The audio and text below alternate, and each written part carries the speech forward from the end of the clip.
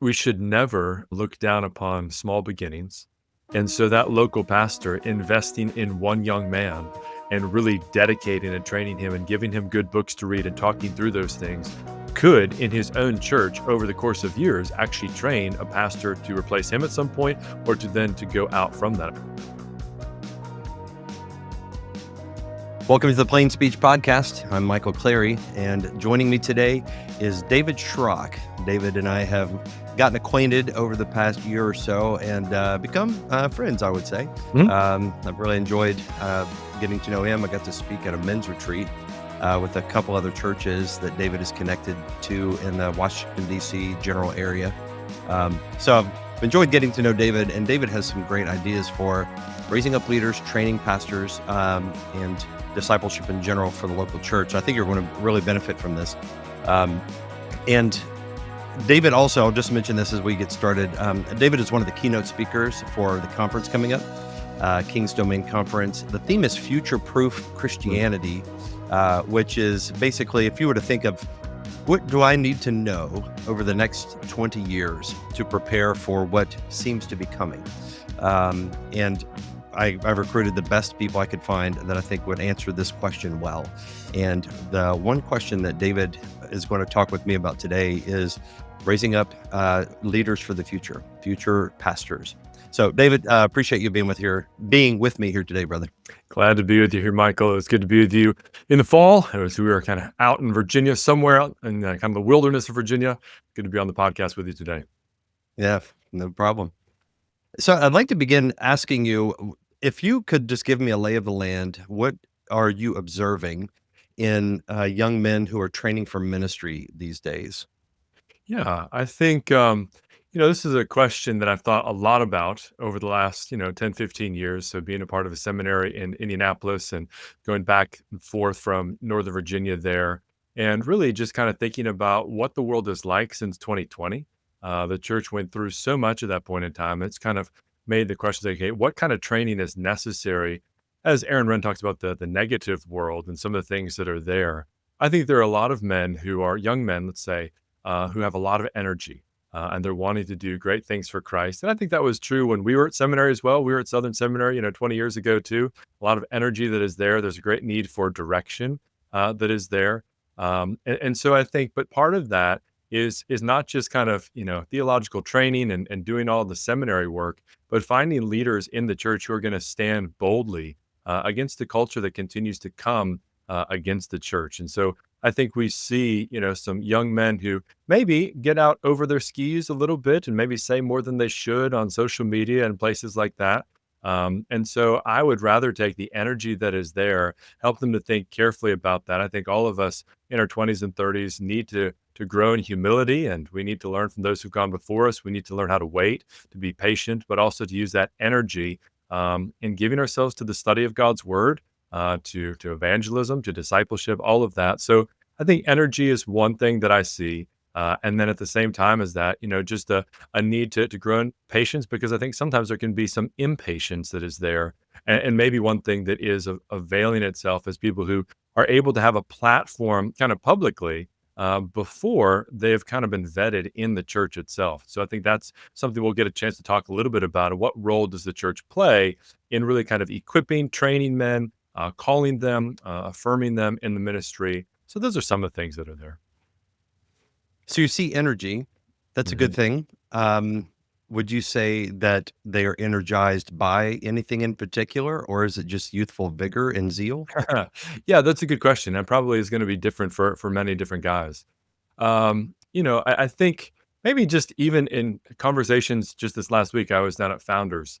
And so some of the conversations that were had, there were some young guys. I think they see, even though we've been in a negative world and we've kind of had to fight back a little bit against some of the overreach of the government since then, I think the clouds have parted a little bit to say, okay, there's some room to run in these days. And so we can take back some place that maybe has been lost and to bring forth biblical truth and to plant churches and to be able to proclaim the gospel and to think about that locally. I think before, at least, again, there's always been an impulse towards missions, at least since I've been growing up, was involved with Campus Crusade for Christ, or now Cru.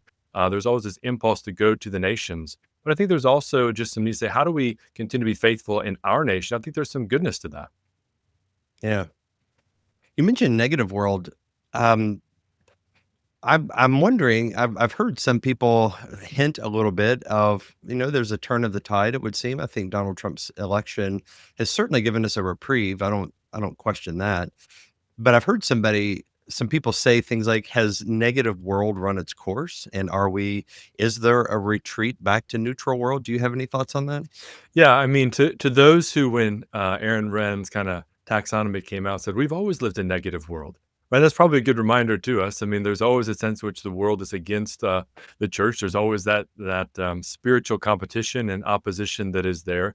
I'm not quite sure. I certainly think there's been a vibe shift. I think there's been opportunity to speak more plainly in public, and I think that opens doors for those. I live just outside of Washington D.C., and so that's going to there'll be some support there to be able to speak for things about just common sense. Men are men and women are women. Those things are good. Um, I have said that's not revival, but it is an opportunity to speak more clearly about that. So yeah, I'm not sure that it's necessarily entirely gone away, but it has changed the discourse that you find in public. So I guess we'll just kind of see where that goes in the months ahead. Yeah. I definitely think it's a bit of a renewal of common sense, or at Mhm. least the Overton window, or you say the vibe shift. I think it's a good way to put it, or the Overton window, you might Mhm. say, to where common sense that used to not be permitted to be spoken out Mhm. loud is now being spoken in a very bold and direct way by the president, and that opens up so many doors. I wish it were the church that were on the forefront of speaking boldly on very normal, common sense sort of issues like man and woman. But I'll take what I can get if it comes from, Donald J. Trump, that is, acknowledging that men are men and women are women, and these are immutable characteristics. But I, I do sense the shift in vibe that gives us a bit of wind in our sails for a short period of time, that makes me more hopeful than I've been in a long time for the future. And it's happened pretty rapidly. It wasn't merely the election, but it was the election and then just the rapid fire changes that were implemented in this shock and awe sort of overwhelming avalanche right away that has made a huge difference. And I do think it has cleared a path for the church to rise up and really assert ourselves in the years ahead. Well, yeah, I think one of the things we're seeing here is a president and a vice president, especially JD Vance in some of the interviews that he has done, where you have masculine leadership.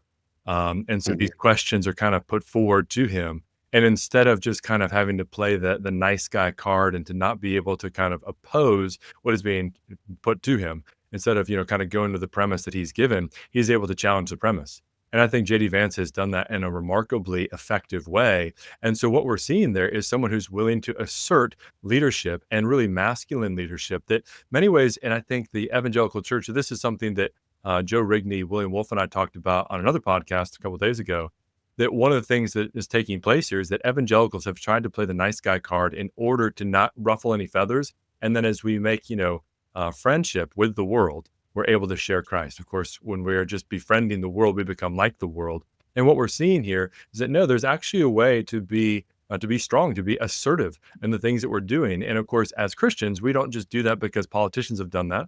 And there's certainly ways of speaking that we wouldn't follow Donald Trump in. But I do think there's a masculine type of leadership there that faithful pastors ought to be already doing and can say, yeah, that really is what we need to be doing in this day. Yeah. But you mentioned being at Founders last week Mhm. for their annual conference. So that's Founders is SBC world, but a particular corner of the SBC Yeah. world that doesn't represent necessarily the whole. Would you say that the things that you're describing, the vibe shift, the energy and enthusiasm, the renewed vigor for, boldness in the public square for pastors, do you see any difference between what's going on in the SBC versus, other parts of the Christian world? Or would you say this is kind of universal, all the same across the board? Yeah. So, I mean, just thinking about the Southern Baptist Convention, I mean, I'm hopeful that even someone like a Clint Presley is another leader that is one who is willing to be a bit more assertive. And again, I think that word can be taken and think of it in not not unethical or just, I mean, we don't think of assertiveness and Christianity to be going hand in hand. Oftentimes we think meek, mild, Right. humble, gentle, and lowly. Those are the kinds of words we think about when we think about what a Christian gentleman or statesman ought to be. But I do think there's a necessity to be assertive in a righteous and godly way. And I think that's something that Clint Presley has modeled well. And so I'm hopeful even for the SBC as he comes and leads that this year, that will, follow the same direction. Yeah. Yeah, I'm hopeful for that too. And I'm glad to have somebody that seems to be conservative on many issues that I care about, and that hopefully can move the needle for the SBC on the whole. That seems to be reluctant to change. Well, yeah, I mean, the last 6 years or more of the presidents, maybe the last 8 years of the presidents in the SBC were all opposed to Mike Law's amendment. Clint Presley's for his amendment. Now, the amendment didn't pass last year, but to have a president who actually would stand up and say, no, this is something that is good and necessary in the SBC is completely different than what we've seen for the last decade. Yeah. So to rain on the parade a bit, what if you were to look into the next 20 years or so and anticipate as best you can, what concerns are on the horizon that would cause you to think we need to be prepared for this, or you at least want to anticipate what might come? Can you think of any concerns over the next 20 years or so? Yeah, so narrowing that down to just kind of the church and thinking about leadership in the church, I think about, the next 20 years are going to be the first generation in the church where we have had a large number of men who have been trained for ministry online. Hmm. You think about just the history of the church, online is a novelty for that. And so, Okay. I just got to pause you there for a second. That I know that's true, yeah, but that hits me as you say it, because I remember. So I went to seminary 2005 to 8, hmm roughly, and right at the end of my seminary training, and you and I actually were in the same graduating yep, class, that's because right. I have the picture Yep. of us both in the same graduating class. I didn't know you then. hmm At least I don't. Maybe we You met love at each some other. point, Yeah, sure. but I remember the last. So I moved to Cincinnati to plant a church in the summer of 2008, and I had 2 more classes to take to finish my degree, and I took 2 classes online. Yeah. And it was DVDs that were mailed to me, and I'd watch the DVDs Yeah. and email some stuff back and forth, and it was a very different experience. Mhm. Now, maybe the millennials and younger guys are so accustomed to it that their brains can absorb that, but I don't remember a thing that I learned in either of those classes. It was an ethics class. Remember what the other class Yeah. was, Yeah. but I don't remember very much from those classes at all. Well, yeah, absolutely. If you think about the way that we learn things in places and times. I mean, I can think of not a lot, but I can think of multiple places, the classroom that I was in at Southern Seminary when a certain light bulb just kind of flashed, right? Okay, this now makes sense in a new way. I can think about the places where I was reading a book for class along the way. I remember reading Mhm. Anthony Hokuma's Made in God's Image or The Image of God at the waterfront there in Louisville, my first semester there, Mhm. right? So there's something about we are embodied creatures and we are people who live in places. And so the disconnection in seminary training between the place that we are in a computer screen and doing or the DVDs, wherever we are, like that's a very fundamentally different thing. And so one of the things that is necessary and good about seminary is having to articulate a question, having to articulate something that you don't understand in that classroom, pushing back against a professor, right? Actually have a professor correct you right there in the midst of it. And I know that Southern Seminary and other places are attempting to do that online through different forums and all the rest, but it's not the same. No. And so we're going, you asked the question next 20 years, like, so we're living into a time period where the training has taken place that has been very disembodied. There may be information that is less, maybe you don't remember those things, or if you do, it's disconnected from actually the relational aspect of these things. And that then translates into the pulpit, that translates into counseling, that translates into going to the hospital. If we are thinking that seminary training is only giving us information about theology, church history, Bible, what have you, and we miss the personal dynamics there, the elements of learning in a place at a time, well, that's going to be something that really could be a weakness for the church in the next 20 years. I think you're right on point with that, and I can think of how many ways that applies outside of seminary training, Mhm. just how so much of our life is disembodied and they're a disembodied reality is rewarded in the just how things are gamified and our motivation at work or so and so forth, or we are so accustomed to thinking in terms of customizing our avatar, and I get to be exactly who I want to be, and I can just, click the settings and change who I am, Hmm. and I can change and manipulate the world around me at the click of a button. Yeah. Whereas in the analog world, that just doesn't happen. It's much more physical. Hmm. I remember I went through a crisis of faith back in the late 90s, Hmm. to where I was very deep, like questioning God, questioning, is God real? Is Christianity real? It was a very, very intense trial. And part of this was played out on a summer mission trip with crew. Yeah. And it was the same summer I met my wife, Right. actually. It was in 1997. Hmm. I remember a very specific place. Hmm. On Wednesday night, they would have you say, "Hey, take an evening every Wednesday night and just spend time alone with They God." call it a date night with Jesus. And you're right. Which is so cringe, It's but so hey, that's the cringy. night. Yep. So I did my date night with Yep. Jesus. I drove to Barnes and Noble. They're in North Myrtle Beach. There was a Barnes and Noble bookstore. I sat in there and I was reading a book. Uh, don't hate me for this. It was a Philip Yancey book, The Jesus I Never Knew. Hmm. And the book, I would probably disavow much of it now Hmm. because I think Yancey's pretty questionable in a lot Yeah. of things. But there was a part of that book, and I remember that was the bottom. It's like Mhm. at that moment, I bottomed out, and then there was a light bulb that went off in my mind at that Barnes and Noble, Yeah. reading that very specific book. I remember the cover, I remember the page, I remember the feel of it in my hands, the highlighter. Yeah. I remember the way that it just moved me so powerfully, Mhm.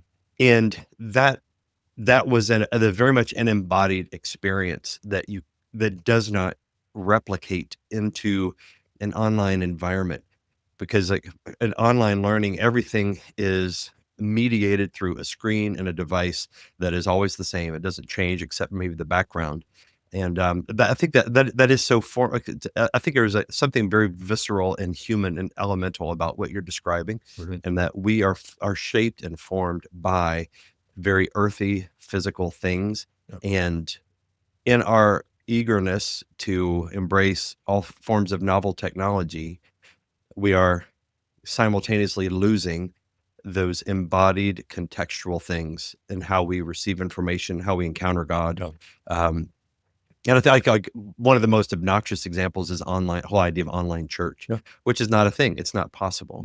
Mm. There, I mean, I certainly think it could be a tool that can be a good service for people that are shut-ins Mhm. or something like that. But that isn't church. And then I think in the same way, like there would be a leadership or a learning gap when your entire seminary training is all online. I don't know that I've probably heard that before, Yeah. that most seminary training is online now, but I don't know that it's really hit me until you just said it, of how consequential that is. That's huge. Yeah, absolutely. So I don't know the percentages on that.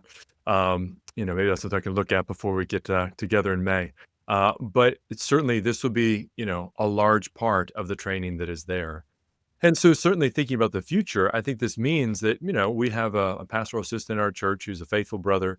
He's online student at Southern Seminary, but he's deeply involved in the work at our church. And so, there's life on life ministry that is there. There's time that I'm spending with him. He's spending time with all of our other elders. So, there's a way that you can today, stay where you are, right? So, this is the maybe the positive side of this. So, there's a negative side. The positive side is you can stay in the church where you are. You can continue to grow there, and then you can get some of the educational learning and some of the information and some of the teaching from great scholars without having to move someplace else. So there is something good to Mm, that.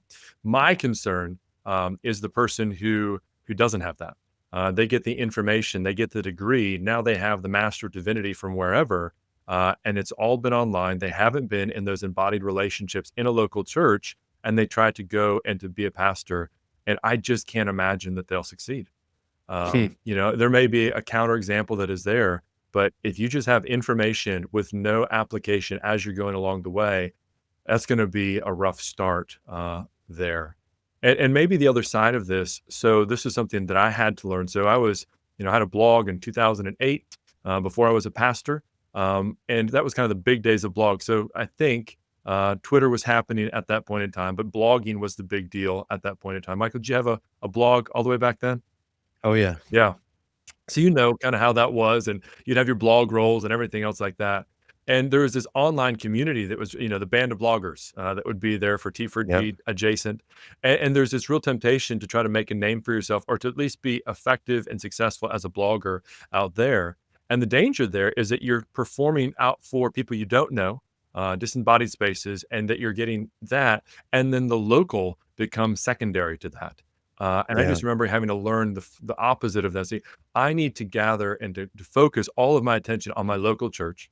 And if there is carryover, spillover beyond the church, that's great. But the things that I'm writing, the things that I'm doing, it's not trying to keep up with the journalist bloggers. It's being a pastor blogger who is writing things that will be effective and helpful for my local church. And so I still blog today, but it's always, tailored to what's going on in the local church. Yeah, that's a great point. I think there's a unique temptation, especially for guys that you have so many tools that you can make a name for yourself Hmm. and you can get well known. And so I am 50 years old. I just turned 50 last September, and I thank I thank the good Lord that I did not have a platform. Hmm. During my there's the foolishness of my youth. Yeah. Um, I I would I would not agree with hardly anything I thought when in my 20s. Hmm. There was so much that was in flux, Hmm. so many things that needed to be nailed down, and so many things. It's like my mind was always very sharp. I mean, I can think and reason and that sort of thing, but I did not have the life experience to really see accurately. Um, but online, social media, these sort of things, which I think are great. I Hmm. love Twitter. I'm not a hater at all. But but I see one of the potential pitfalls is it flattens everything out. You don't know. I mean, basically, there's a new kind of faux credentialing which is what's your follower count Hmm. that can give you some sense of how influential this person is. So it's a bit of a credentialing Sure. that can happen in that space. But some guy that is articulate but really foolish, and I see these all the time on Twitter. They're very articulate. They're smart. They can turn a phrase very in a very catchy and memorable way, but they're clearly very foolish, and they have not yet reached the level where they should have that sort of microphone, and that certainly is um, something that has become a problem Yeah. in the modern church Christian world. Yeah. Yeah. So, I mean, talking about the young guys and energy and all the rest, I mean, having, we're not boomers, but we're closer to boomers than maybe the guys who are in their 20s. But learning how to be able to disciple and encourage those guys to be able to have accountability, but also recognizing, how do we take that energy and point it in the right direction instead of just crushing someone? The world is changing so fast. Technology, culture, politics, ethics. As things change faster than ever, it's hard to keep up. Christians need to stand firm, but how can we stay grounded in the midst of so much change? How can we prepare ourselves, our children, and our churches for an uncertain future? It's not impossible. We can prepare ourselves, but not by chasing cultural trends, silly church gimmicks, or progressive theological fads. Rather, we prepare ourselves by being anchored in the unchanging truth of God's Word. We need a future-proof Christianity. The future belongs to Christians who live the old ways in a new world. Future-proof Christians are rugged. They don't whine like entitled brats. They are strong, resilient, and anti-fragile. Future-proof Christians are on the offense. They are builders and innovators and culture makers. They've got the guts to boldly assert the lordship of Jesus Christ over all of life. The future belongs to multi-generational families, godly men, women, children, and households. They labor to pass down a faithful legacy for their grandchildren and great-grandchildren. Be part of a movement that's unshaken, unashamed, and ready to shape the world for God's glory. We've reclaimed the offensive. We've got the momentum. God's enemies are in retreat. The time is now. Join us.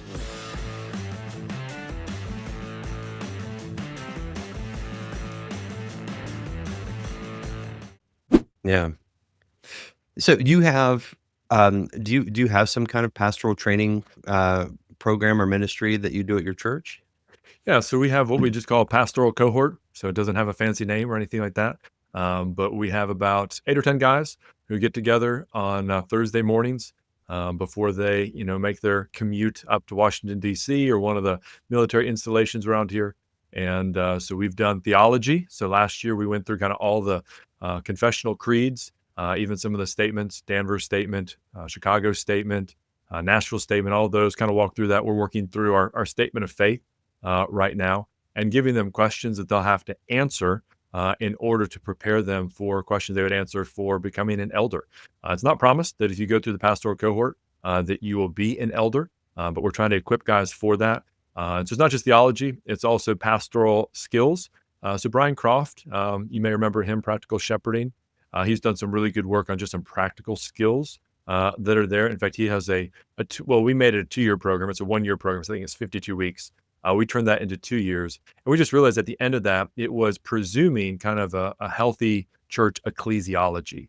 And we realized we need to be teaching guys that. So it's really good to kind of add on to a solid theological foundation.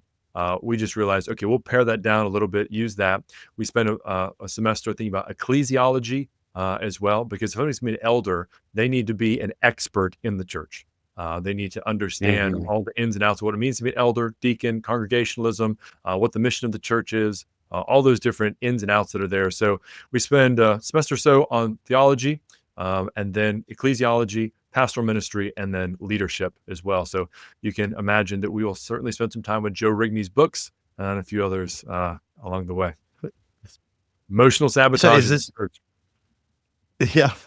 Oh man. Yeah, that's very, very so applicable and so insightful. Those ideas of emotional sabotage. I see it it's a very common thing. Yeah. So are these guys enrolled in seminary as well? Is this like something? One, two, couple guys are. Couple have enrolled in seminary. We have a couple of our elders who are a part of it as well.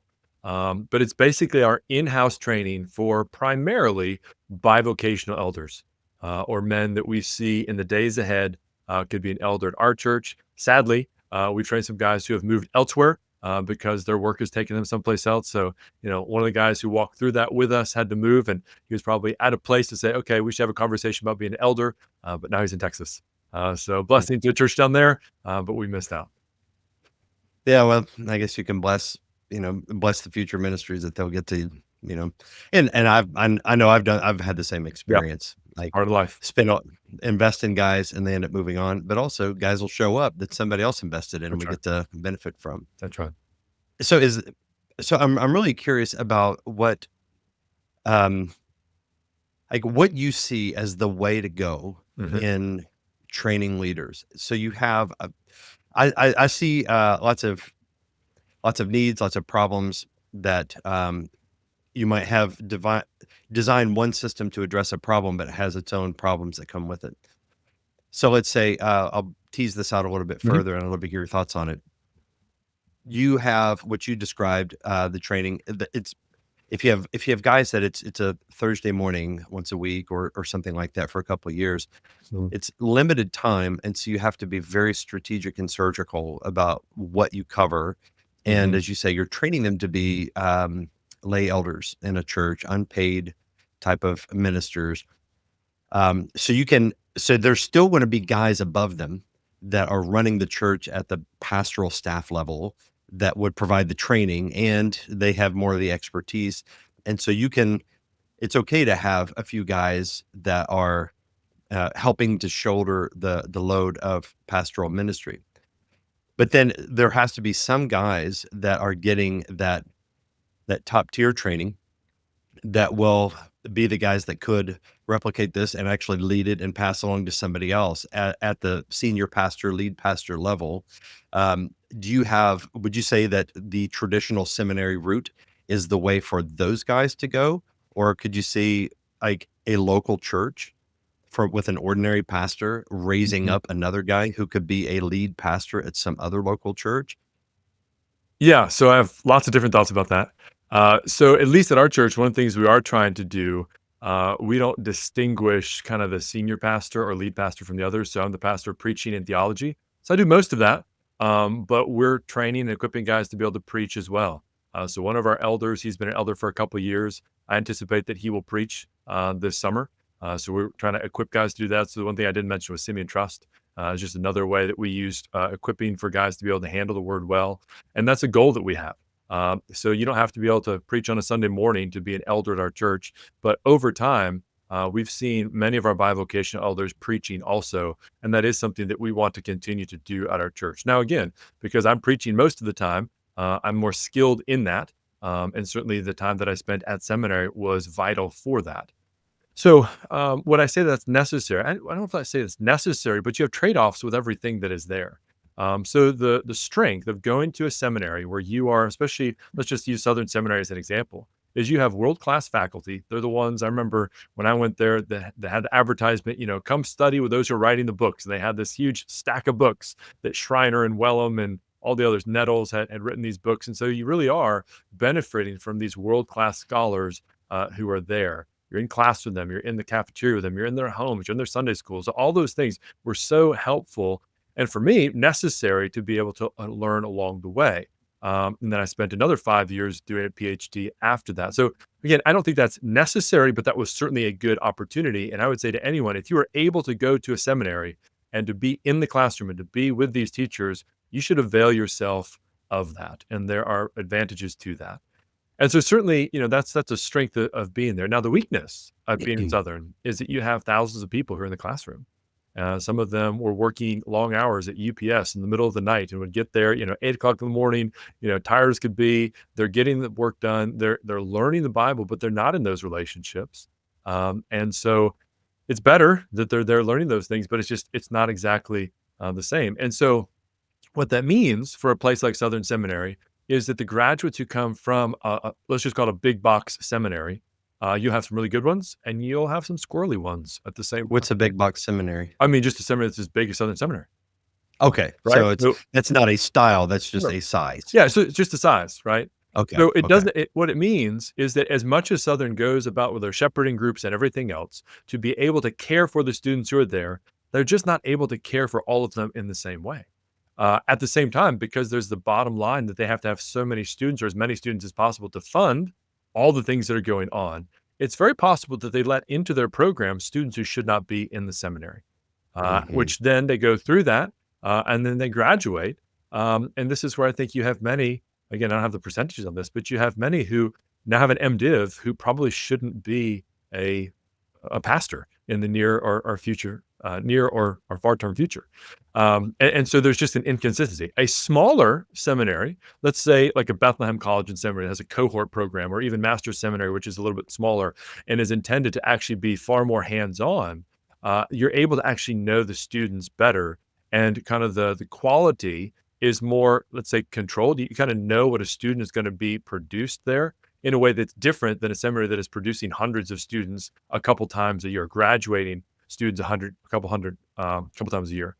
And so there's strengths and weaknesses that are there. And God in his wisdom, God in his providence uses all of those, I think, for the church. You look back over church history, and there have been different ways that churches have been supplied by pastors. But I do think you go back just to the scriptures, and it's like it is the local church's responsibility to be able to recognize who the pastors are. And then there's a responsibility that they have to train the young men or older men to be able to do that as well. And then I think where you get to larger seminaries is you have multiple churches working together to say we can do more together than we can apart. This is where they can begin to afford to pay for a Greek scholar or a church historian, church historian.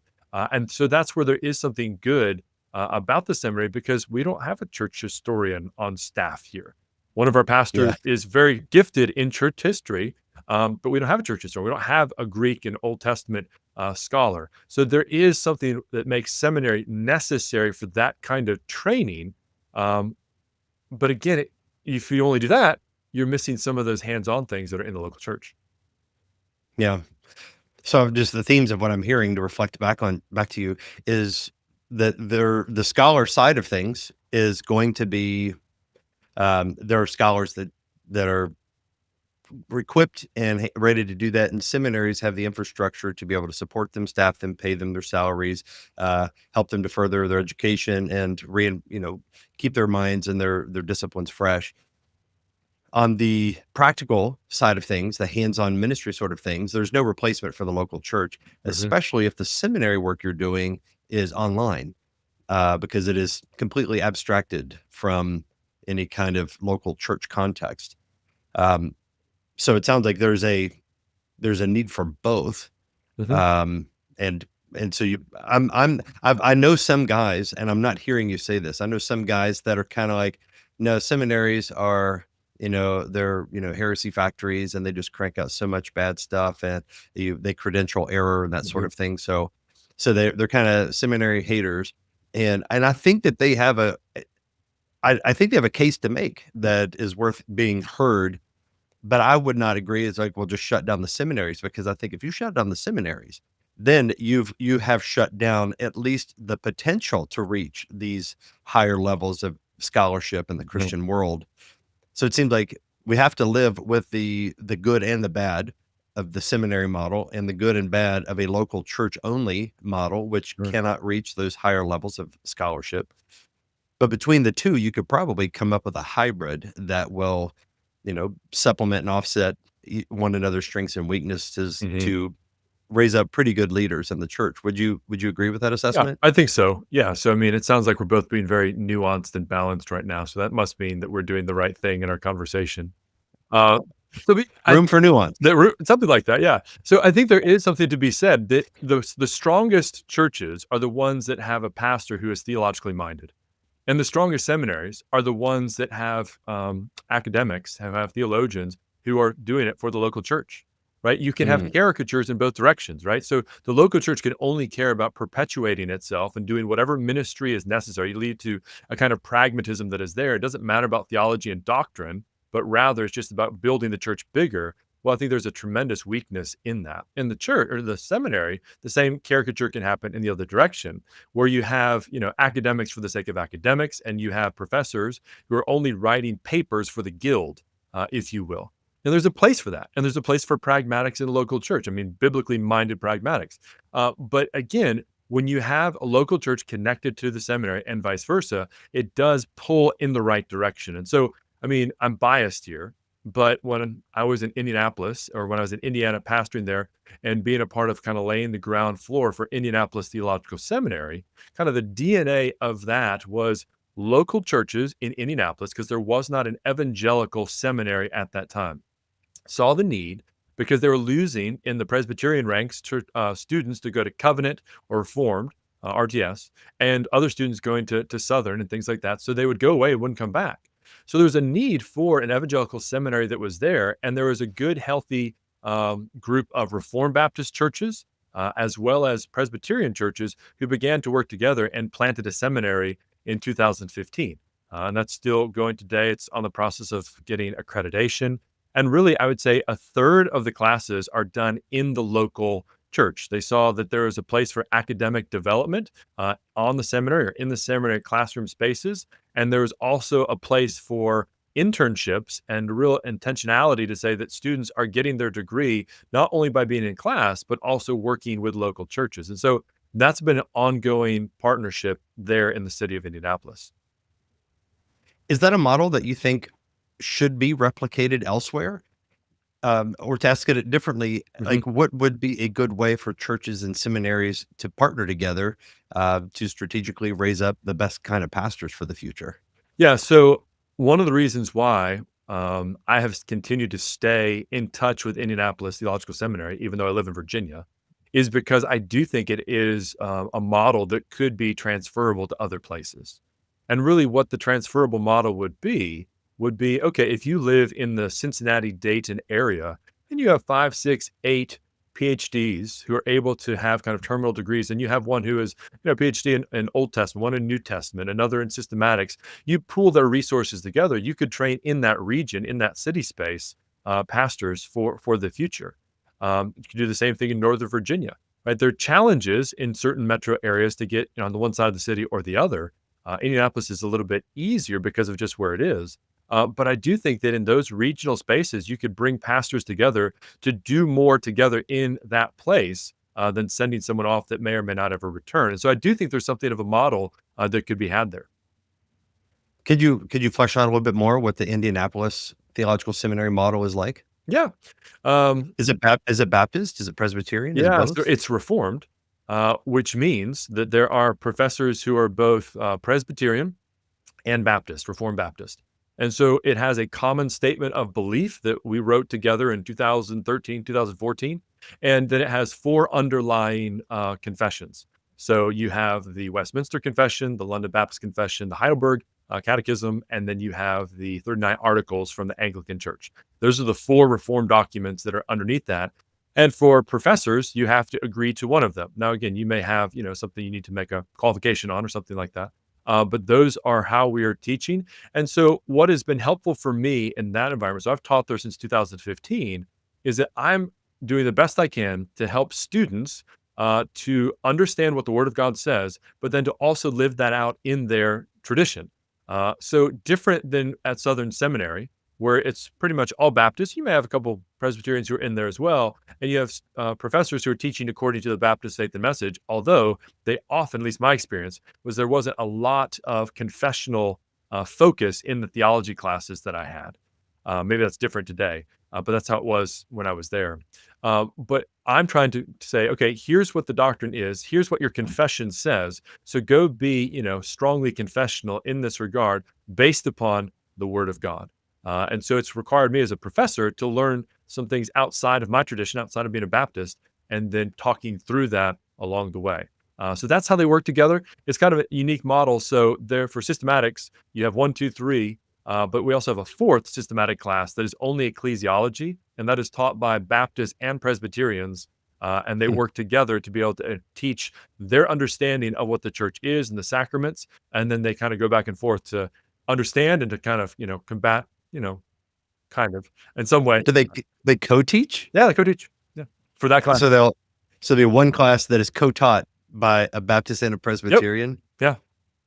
I bet that would be pretty wild. Yeah, yeah. I mean, there's a really good camaraderie there, right? So our faculty meetings are fun because, they're far more organized because they're run by Presbyterians than Baptists. And so, yeah, it's been a great model.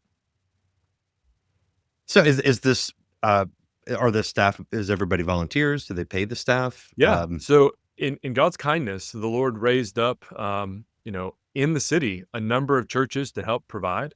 And so, off the top of my head, there's a full-time president. There's a full-time kind of executive officer, full-time staff in the office, full-time academic dean. I'm on faculty there. Two other brothers are on faculty there. We have adjunct faculty who are there. So it's not just volunteer. And like I said, they, from the beginning, have been thinking about accreditation. So 10 years in, we're just beginning that process and are now on kind of probationary status there. So if somebody was in Indianapolis or wanted to move to Indianapolis, you'd be able to go to a school that is, deeply reformed and be a part of a local church there as well. And it's been, I think, a healthy model. So it sounds like there's not like a campus that you would go and like, oh, here's the sign and here's Indianapolis Seminary, but it's housed out of local churches? Well, Is that yeah. right? So as it started, it would meet in multiple local churches. Today, Castleview Church, which is in Fishers, Indiana, has been very gracious to be able to provide space there. So almost an entire wing of that church has been given to Indianapolis Theological Seminary for their offices and for classroom space. Of course, the church uses that classroom space as well for Sunday school and all the rest, but it really is dedicated to Indianapolis Theological Seminary. Their library is there. And so, yeah, there's now a space that has been provided. I mean, it's just been a neat story to see the way that God raised up, business partners and local churches along the way to provide for that school. Yeah. Okay, so then let's apply this then Yeah. to, let's say, a rural area. So I'm thinking of my hometown. I grew up in Huntington, West Virginia. Yeah. There's some couple Bible colleges and that sort of thing, but nothing quite what you're describing. Mhm. So let's say I'm a Reformed Baptist and I've got an MDiv, but I don't have like a PhD. Yeah. And but I'm like, I see the need. I want to raise up pastors, and I could do a cohort in my church to raise up some other elders to serve alongside me. Yeah.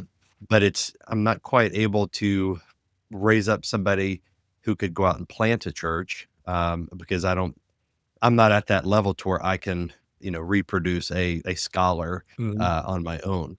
So let's say you have a guy in this town, rural guy. He Mhm. has a heart for this. He believes in the kind of thing you're describing. Like, how might somebody like that go about building something like this, or at least accomplishing the same goals with those limited resources that are at his disposal? Yeah, so I think we should never look down upon small beginnings. And so that local pastor investing in one young man and really dedicating and training him and giving him good books to read and talking through those things could, in his own church over the course of years, actually train a pastor to replace him at some point or to go out from that. I mean, certainly in the early phases of churches in northern North America, that's what took place. Like, so the story that led to Princeton, of course, Princeton Seminary today is a train wreck, has been since the 1920s. But what led to that was the log college before that, and before that, just some of these Presbyterian pastors who are training single men in their churches. Right. So I would simply say, look, you don't have to wait for anything. If there's somebody who is teachable, if they are apt to read the word of God, if they are willing to study God's word, and really you find this with it, okay, I'm going to give you this book to read, and they actually do it. Right. I mean, so often we Mhm. give out books, it's like, okay, did anything happen there? But if you have a young man who's doing that and they're willing to read those things, you invest in them. So that'd be first step. But I think beyond that, say most of us are able to be connected enough with other local churches. And if you find that there are other local churches who are like-minded, and sometimes they're not, but if there are, then you can say, what can we pray for? What can we do together to encourage for this? I mean, Jesus told his disciples to pray for laborers. It's ultimately Jesus who's going to give his church to laborers in the harvest. And so we should certainly think about the means to the end of having seminary training or equipping for pastors. We should pray for that. Or we should pray that God raises up men to be able to do that. And so it would be possible that we would have this desire, but we're actually not praying that God would raise up those opportunities. So in that prayer, say, are there other local churches who could do that? So before I was in Northern Virginia, pastored in Seymour, Indiana, which is an hour south of Indianapolis. So it's not rural. I mean, it's a small town. So small town in rural Indiana down there, lots of cornfields. And really, when I was there, there was really one other pastor who was like-minded, a brother in Henryville, Indiana. Today, I know of a couple others who would be like-minded. So even today, there could be kind of a cohort among those different churches. So brother Toby Jenkins is his name. He's in Henryville, First Baptist of Henryville. And I think he had what he called an Ephesians fellowship, where he was bringing guys in, teaching them to preach. So he wasn't doing all the theological training, but he was certainly encouraging them to preach. And of course, in Henryville, it's 20 miles north of Louisville. So you could send them down there to go to school, but then he's also doing something in his town, in his church as well. So those are things as well. And also, most of the time, rural places, they're not too far from a larger metropolitan area. This has always Mhm. been my burden for Indianapolis, is that they would not just, be reaching the city, but they would reach the entire state of Indiana. And that's certainly what Paul did. When Paul was there in Ephesus, he was able to reach all of Asia because he's doing teaching and training of some kind there in Ephesus. And then it seems like he's sending people out in order to preach the gospel, and all of Asia was reached at that time. So those would be some concentric circles that I would think through. Yeah, that's good. That's good. How concerned are you about theological error? Because what we don't have as unified a culture. So, Mhm. we were talking about negative word earlier. One of the features of negative world is like it's no longer explicitly or distinctly Christian. Mhm. It is paganized, and pagan ideas have so infiltrated the church world such that men and women as Christians can think in pagan categories and not even realize it. And so it seems as though there is a greater growing need to help people think in Christian categories, and you can have good men that really love the Lord and they are solid, but they're not even aware of they may not even be aware of very significant doctrinal errors that it just hasn't come up in a class or some opportunity to correct it. Mhm. And then he could be sent out and he could be teaching it, and all of a sudden you've got bigger problems on your hands. Like, how much does that factor in the way you think? It could be just we have to trust God and he will work things out. And maybe Mhm. that's the answer. Sure. But how proactive would you be in sort of anticipating those and sniffing them out and correcting them, knowing that there could be any number of errors that could be Yeah. believed by some of these guys? I mean, I think about every week. I think about every Sunday, right? I mean, so what are we doing when we're preaching, right? We're preaching, Christ. We're preaching the truth of God's word, sound doctrine, but we're also looking to stand against everything that would be undermining sound doctrine. That's what an elder does. And so I think that we start with the pulpit. And so again, exposition is certainly the diet of our church, and so we're preaching through those books of the Bible. We'll be in Genesis at the beginning of this year. But I am doing a series right now that I'm calling the BIBLE, Basic Instructions Before Leaving Earth. And so, I'm thinking about, so last year was on Genesis 8 and 9, and just saw some things there that kind of connect worship at the altar to how do we live for the glory of God in the city. And my concern is that we allow the city to dictate how we meet at the altar. And it really needs to go the other direction. We need to put the altar first and then build out from there. And so I'm trying to help our people to think about that. So this last Sunday, I spent the entire time talking about calendars and setting our watches by the sun, SON, because I want to help our people to think, how are you using your time? Because most people in our modern world, their time is dictated by their job. Their Mm. time is dictated by their lifestyle. And I want to argue without losing their job, your time should be dictated by who you worship. You should focus on that altar, and everything that comes out of that is an expression of that. And so, that's worldview. So I think every time I'm preaching, I'm thinking about worldview and trying to get underneath the assumptions that people have that are not coming from the Bible, and to try to replace them with biblical categories and biblical assumptions that are there. Yeah. Well, I know one recent example of how you've done this. You preached a sermon series. I guess it was last year, The Business of Isness. Was that Yeah, last summer or last last year? summer. Yeah. Which you then turned into a book, Mhm. and I had a chance to read an advanced copy of it and give an endorsement. I think the book is very timely, and what I thought was interesting, and it probably was a lot of work, I would imagine, um, writing the book and going through the sermon series, because I find expository preaching a little bit simpler. Is here's my text, I preach what's in the text. Yeah. But whenever I'm doing a topical series, and I do topical series to address worldview issues, Mhm. I'm having to bring all kinds of systematic theology to bear on some Yeah. issue, and how to organize thoughts and present them in a way that is applicable for the church is very difficult. Mhm. But that book, I did want to ask you about your book, The Business of Isness.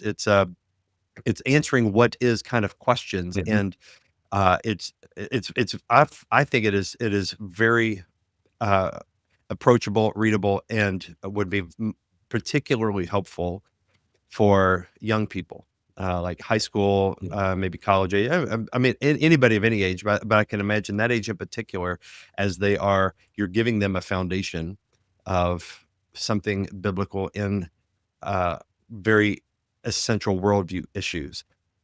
Is that what you were thinking when you preached it? Is that what you were thinking when you wrote it? Because that's how it hit me when I read it. Yeah, that's exactly it, right? We live in a world where questions about what does it mean to be human are, on the table. People are defining that in different ways. We think about the transhumanism that is in our world, where Yuval Harari, the right-hand man of Klaus Schwab, who's the head of the World Economic Forum, is basically saying we need to give these, useless workers video games and drugs to just kind of, placate them along the way. And it's like, what view of humanity is that?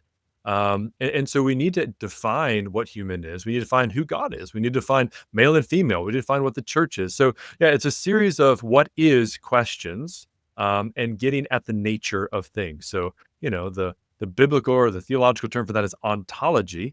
There's a kind of givenness that God has given to us. We don't just get to make up the world as we want it, but rather we are living in His world in the way that He has made it, And so as you helped with the kind of the subtitle, thinking through what do we say about this? So the subtitle is, how do we live in the world that God has made? Because we wake up one day, realize, okay, I need to live a certain way, but what I've been told by the world is not right. So how do I get back to the foundations of what God has made and who I am in this world? And so that's what it is. And so it's not technical. It's trying to help people to think carefully from the Bible on these important questions. Yeah, I'm so glad you wrote the book. And is it out soon? When is it coming out? This summer, yes, This summer? Yeah. Okay. So be on the lookout for that. I can't wait to recommend it to people. And I think it will help people to understand the things that we should just we should be common knowledge, I suppose. Mhm. What a man is, what a woman is. In the church, there at one time there was a better understanding that was more generally understood of what a church is, but a lot of these things are forgotten, even amongst Christians, because they're not taught and reinforced in our culture. Yeah. And so it's good to have you address them directly. Um, so one other thing I wanted to ask you about, well, it's a bit of a choose your own adventure. I want to ask you about Christ Over All, Yeah. which is you're very involved in this, Yep. and you have an ERLC month. You have an issue dedicated to Yeah. the ERLC. So I want to just open the door and let you walk through and say whatever you want to say about the ERLC and Christ Over All and the work that you're doing there. Yeah. So Christ Overall is a ministry that began in 2022. Began with conversations by text with Steve Wellum and Brad Green and Trent Hunter and other guys like that, thinking about, okay, how do we be faithful in the confusing world around us? And the voices that we had looked to in the past, ERLC would have been one of them, were not helping us to think about the culture and how to be faithful at a time when there is kind of this gross overreach of government at that point. So Christ for All is addressing Bible, theology, church, and culture, and trying to write articles and do podcasts that we call evergreen. They're always relevant. So it's not just kind of responding to whatever is going on this week. Many times there will be something happens in the week, say, we should probably do a month on that in 6 months from now. So that allows us to be, a little bit slower on that and to find really good authors to write that. And so every month is a different subject. So right now we're on the doctrine of humanity. Next month will be the doctrine of sin. And in March, we'll be talking about the ethics and religious liberties conundrum. You were in Indianapolis last summer. You know that Tom Askell got up at the podium and said, hey, we need to abolish the ERLC. There's something deeply unhealthy in the relationship between the ERLC and the SBC. There are lots of questions that are there. When he raised that, I mean, I'm not sure what the percentage was, but it wasn't just a couple people, maybe 30%, maybe 40%, whatever it was. It's a conversation worth having. And so we want to think about what the ERLC could be. So for those who don't know, it's kind of the public theology arm of the SBC. It's a lobbying arm in places like Washington, D.C. and elsewhere. It, does good work, trying to, bring Christian ideas into the public. So there's certainly something to that. But it has also taken up personal things that it's like, I'm not sure that that's where the SBC is. So the immigration question, pro-life issues, even writing or opposing some of the abolition work that was there in Louisiana. So there are lots of different questions that are there, and we want to talk about that. And so we're not just going to be, throwing daggers at the ERLC that month, though. We're going to be, talking about, well, what's the history of the ERLC? Where did it come from? So Tom Nettles is going to write that history for us.